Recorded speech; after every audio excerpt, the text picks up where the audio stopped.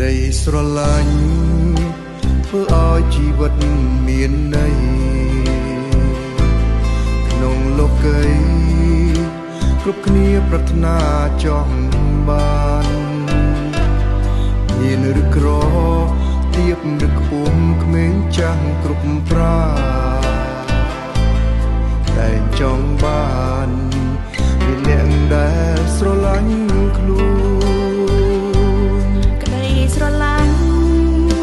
សំខាន់ជាទីបំផុតគឺអន់ធ្មត់មិនរកប្រយោជន៍ផ្ទាល់ខ្លួនមិនឆាំខឹងមិនប្រកាន់តពីបងប្អូនបនទៀបខ្លួនដោយមានបេះដូងអាំងភ័យក្តីស្រឡាញ់មិនប្រព្រឹត្តបែបមិនគួរសមានចិត្តធំធ្វើបាបដល់អ្នកដទៃមិនត្រេកអរសប្បាយនឹងការទុច្ចចិត្តអ្វី